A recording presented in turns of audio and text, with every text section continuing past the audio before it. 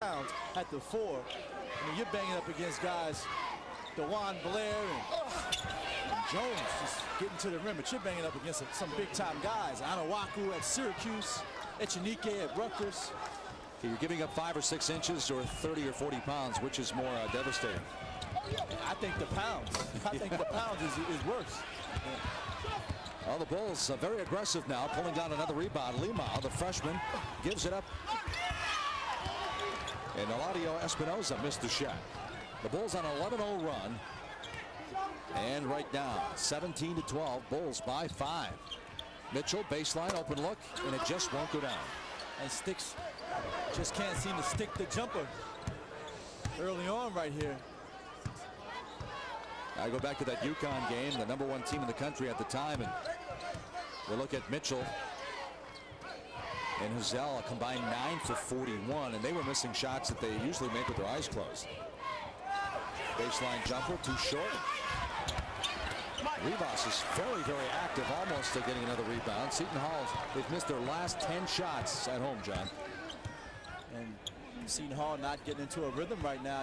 I think you have to get the ball in your point guard's hands and in Harvey's hands. Let him run some pick and roll, maybe get in the lane so he can kick out to Hazel. Guys, the southpaw doesn't go. Another rebound by Rivas. That's 6 rebounds already now for Alex Rivas. Stan Heath telling us he's playing his best basketball on the boards. We'll talk about rebounding, John. How about the loss, the 5-point loss to St. John's? This Seton Hall team hit 9 threes, but they were beat by 18 on the glass.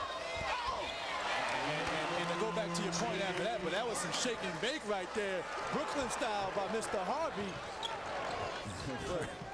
But you know, when Seton Hall is playing St. John's, you know, these metropolitan games in this area, if you're not from this area, I am.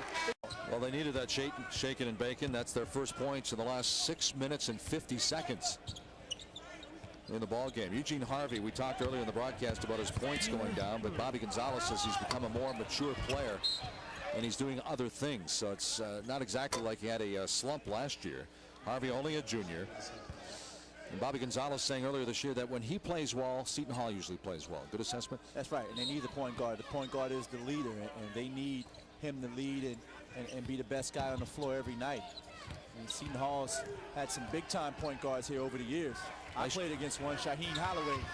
He was big time.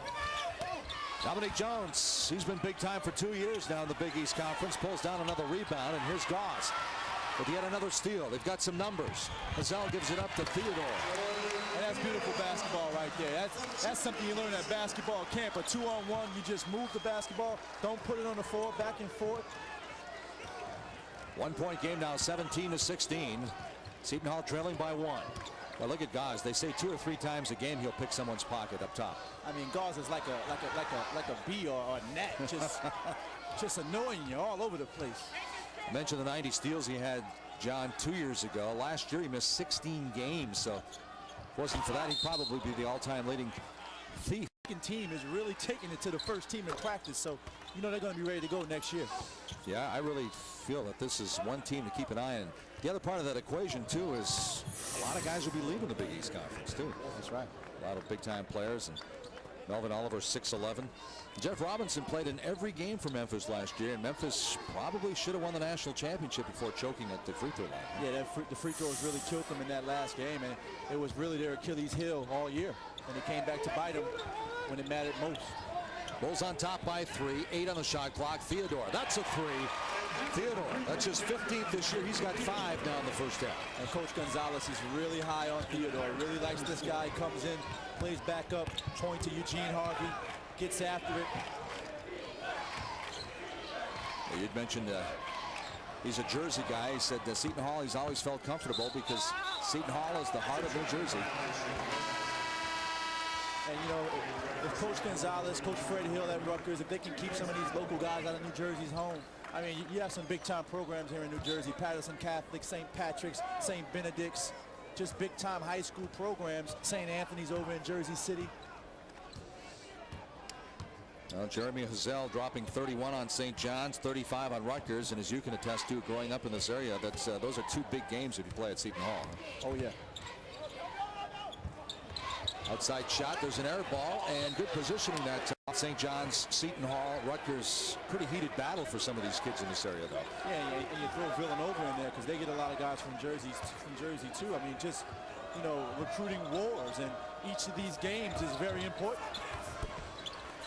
Number 11, Rivas, now with 8 points in the ball game. He had 9 rebounds against Marquette, 9 more against Notre Dame, but he's become a scoring machine here in Newark tonight. 54% shooter on the year, but again, keep in mind he's only averaging 3 points a game, and the Bulls now tied up at 21. Theodore again, and again he hits a three. And this guy is feeling it. Theodore out of Patterson Catholic, getting it done, knocking down the jumper, showing us why Coach Gonzalez is so excited about his future. You know, John, what I liked about Theodore too, he said Seton Hall, he knew they needed a backup point guard. And in this day and age, everybody wants that. Inbounds play, beautifully executed. Dominique Jones down in double figures with 11. And that was bad defense by Seton Hall right there. They fell asleep on the best player on the court for USF. So I guess it wasn't executed that well, huh? It was bad defense. Execution was okay, but the defense was worse. How about that one high off the window? Wow. Mitchell gets his first bucket. Oh, check it. Hazel goes high off the window. Excuse me. Hazel now in double figures with 10. Gilchrist with the flush, and he's got 6. Gilchrist showing you he can be a little garbage man right there, cleaning up, finishing that dunk. I'm really excited about his potential, Mr. Gilchrist. Now, Gilchrist usually floating around the perimeter, but Stan Heath has challenged him to be more assertive, more aggressive, and he's been living in the paint tonight. This one a little bit shy that time for Theodore. Dominique Jones finds the open man. Howard kicks it inside with the left hand. Gilchrist misses, and here come the Pirates. Harvey. Big East at turnover margin at +3. Rivas again, and again he scores. Rivas really confident right now. That's what happens when you get a couple of layups early in the game. Alex Rivas, the junior from the Dominican Republic, now with 10 points. That is a career high. So what did Stan Heath and his coaching staff see on tape? Because obviously he's part of the game plan. Well, I think it's the guards just getting inside, dishing a basketball to him. Alex Rivas, he's 6'10", 230 pounds, usually known for his rebounding, but he's taken it to the hole. Gets Luke Harangody. Hazel with the crossover dribble, baseline jumper doesn't go. Dominique Jones, the leading rebounder, pulls it down, and the guard starts the break. Chris Howard, playing some of his best basketball for the Bulls in the Big East Conference, has yet to take a shot, I believe. And right now, just 3 players for the Bulls have scored: Jones, Rivas, and Gilchrist. Say USF has a big 3 like the Celtics. I stand corrected. Howard has taken 1 shot. He's 0 for 1.